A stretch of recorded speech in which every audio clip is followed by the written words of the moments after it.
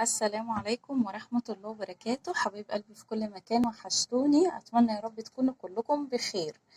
النهاردة بقى جاية لكم بوصفة جامدة جدا جدا جدا، بعد بقى ما طلعنا من رمضان وطلعنا من العيد وأكلنا كعك وبسكوت في العيد وسوداني وترمس وفي رمضان بقى من أول يوم لآخر يوم حلويات. لا إن شاء الله جبتلك بقى إيه عشان نرجع تاني بقى إيه نحرق الدهون ونظبط الدنيا كده، ونظبط إيه الكام كيلو اللي إحنا زدناهم في الوزن دول مع بعض. إن شاء الله إن شاء الله بدون علاج، بدون أي حاجة. وصفات تنفع لكل الناس، للي عندهم أي يعني تعب أو أي حاجة. الوصفات دي تنفع لكل الناس لأنها حاجات طبيعية جدا جدا جدا. بتنظف الجسم كويس جدا، بتحرق الدهون. وعن تجربة صدقوني أنا لما بلاقي نفسي من وقت للتاني كده إيه، خلاص ابتديت مثلا أزيد كيلو 2 كيلو مش عارفة إيه، حسيت إن أنا لخبطت نفسي في الأكل جامد وكده، برجع أعمل الوصفة دي. وفي لسه كمان مشروب تاني إن شاء الله هقول لكم عليه، ده بقى بعد الغدا. لكن أنا بقول وصفة النهاردة دي، ده مشروب أول ما تصحي من النوم على طول قبل الفطار بنص ساعة. ومعايا وصفة تاني على مدار اليوم كله هتشربي منها. طيب خلينا كده هو نسمي الله ونعرف ايه الوصفة اللي هي بتاعت الصبح اللي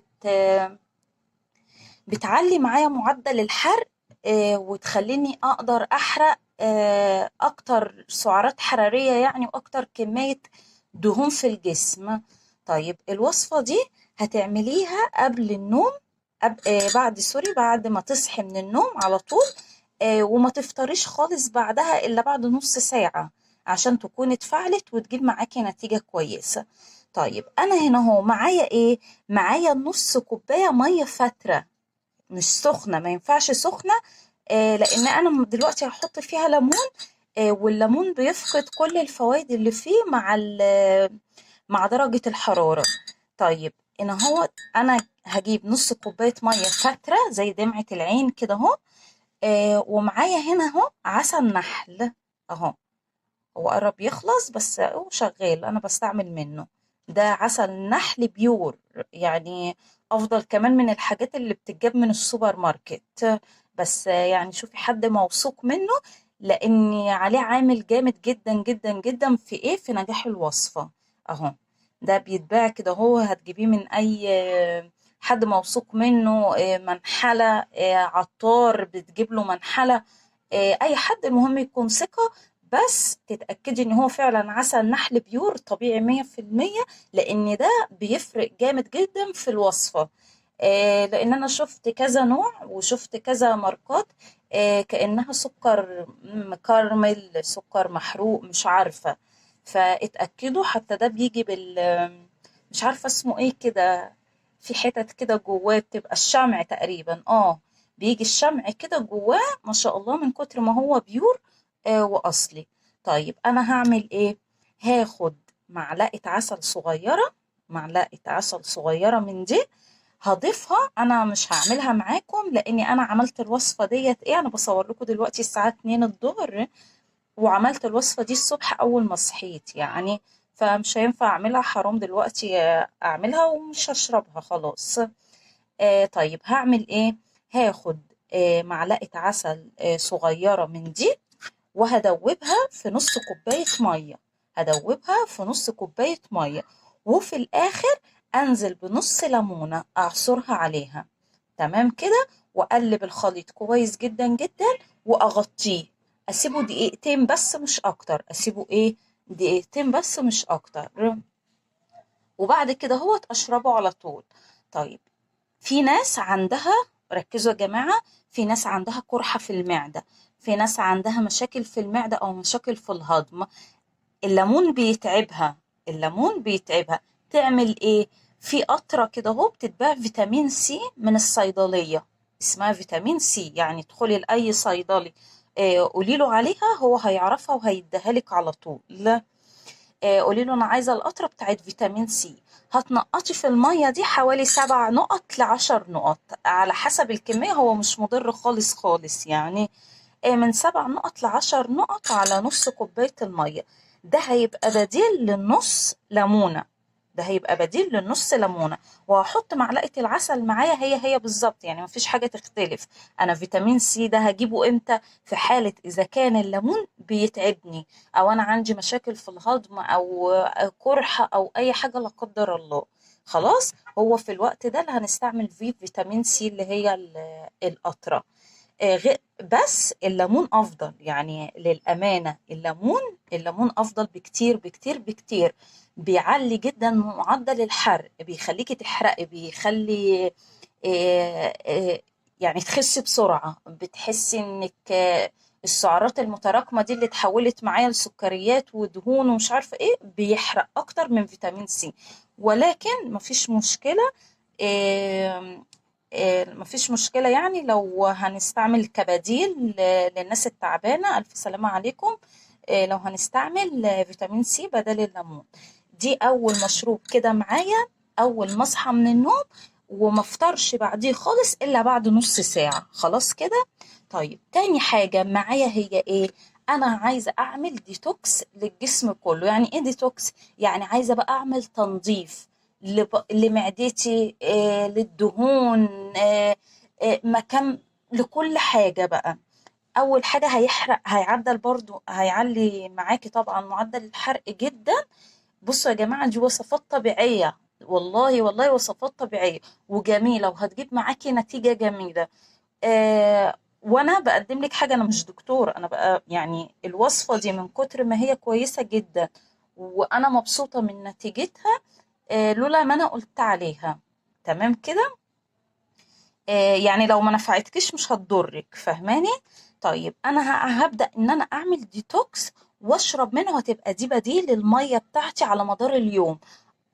حوالي اشرب 2 رتل منها. عرفتي تشربي 2 رتل ونص، اشربي 3 رتل، هيكون افضل وافضل. ولكن انا طبعا مش بشرب مية كتير. طيب، هنبتدي نعمل ايه؟ هبتدي ان انا اخد شرايح الخيار دي اهي معايا، احط خيار واحط ليمون، احط خيار واحط ليمون، اوزع كده، احط خيار. يعني هتقطعي في حدود مثلا ايه، خيارتين كده وليمونتين كبار. خلاص. عندك عودين بقدونس هيبقى جميل واحسن بكتير، بس انا للاسف ما عنديش بقدونس، ما لقيتش عندي في التلاجة بقدونس، فاستكفيت بالخيار وبالليمون. تمام كده. دلوقتي انا معلش سبتكم ورحت اجيب ميه. دلوقتي انا حطيت كميه الليمون وكميه الخيار اللي معايا، حطيتها في ازازه، ويفضل تكون ازازه، لان الازايز البلاستيك بتتفاعل مع الليمون وبتتفاعل مع الوصفه دي. فيا ريت يا ريت يا ريت ان هي تبقى ازاز افضل. طيب، انا الازازه دي هفضل اشرب منها على مدار اليوم، على مدار اليوم. انا بعمل تنظيف للسموم اللي في جسمي، تنظيف للدهون، بتعلي برضو معدل الحرق معايا. اللهم صل وسلم وبارك على سيدنا محمد. اللي عنده مية محبوسة في جسمه، نتيجة كورتيزون، نتيجة أملاح، نتيجة مخللات، نتيجة صوديوم محبوس، كل الحاجات دي بإذن الله بإذن الله مشروب الديتوكس ده. واقروا عنه يا جماعة، اقروا عنه. وهو حاجة طبيعية، أولا حاجة بناكلها كل يوم يعتبر، يعني لو ما نفعتكيش مش هتضرك، ولكن بإذن الله هتلاقي مفعول رهيب عليها وهترتاحي عليها. هبدأ كده أسمي بسم الله. دي مية عادية كده من الفلتر. هبتدي أزود الإزازة كلها مية. تمام كده. اهي، نكمل كمان.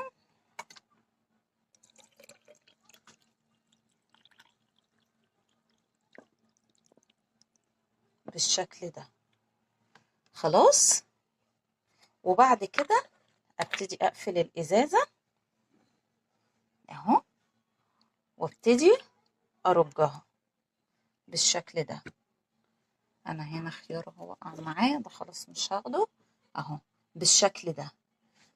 طيب انا هستعمل الوصفة دي، هبتدي اشرب من المية دي بعد قد ايه؟ بعد ساعتين. بعد ساعتين يكون كل المعادن والفيتامينات والعصارة بتاعت الخضار والحاجة اللي احنا حاطينها تكون اتفعلت ونزلت كلها في المية، كل الفوائد بتاعتها نزلت في المية. طيب أنا هحتفظ بالإزازة دي فين؟ هو الجو إلى حد ما يعتبر كويس، ولكن أنا بحب أحتفظ بيها في التلاجة. أنا بحب أحتفظ بيها في التلاجة. سؤال، عشان أنا عارفة الناس هتسألني هيقولوا لي طيب بعد ما الإزازة تخلص نرمي الحاجة ونعمل من أول وجديد؟ لا، افضلي كملي الإزازة، افضلي كملي الإزازة بالكتير قوي لمدة 3 أيام، يعني من يومين ل3 أيام. ولكن أنا بتكلم إن الإزازة جوه التلاجة، لكن لو بره التلاجة للأسف هتضطري إن انت تغيري كل الخضار اللي فيها وكل الحاجة هتغيريه كل يوم، لأن مش هيبقى طعمه مستحب يعني خالص.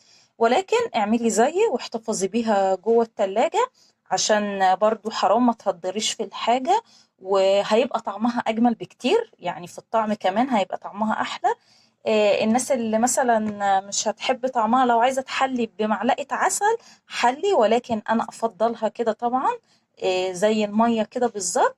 افضلي رايحة جاية اشربي من، خصصي كده الإزازة بتاعتك، لو في حد تاني هتعملي له نفس المشروب ده أو نفس الديتوكس ده اعملي له إزازة تانية لوحده خاصة بيه، ولكن خصصي لنفسك إزازة، عشان هتعرفي انك انت مثلا مليتيها مرتين، مرتيها 3 مرات في اليوم، هتعرفي تحددي انت شربتي قد ايه في اليوم. تمام كده. اتمنى يا رب وصفتي تكون سهلة وبسيطة، وهتنول بإذن الله رضاكم. ويا جماعة جربوا، ما تقولوش طب ما احنا ناكل الخيارة ونعصر الليمونة. لا، بجد بجد هتفرق جامد جدا في نزول الوزن، وفي اللي عنده مية محتبسة في الجسم، نتيجة بقى كورتيزون، نتيجة يعني الأدوية اللي بتعمل مية تحت الجلد، أو نتيجة أملاح أو مخللات أو الحاجات دي كلها. يا ريت ما تبخلوش عليا بلايك وشير عشان الكل يستفاد، ويا ريت تدعموني في القناة وتشتركوا لو لسه مشتركتوش. والسلام عليكم ورحمة الله وبركاته.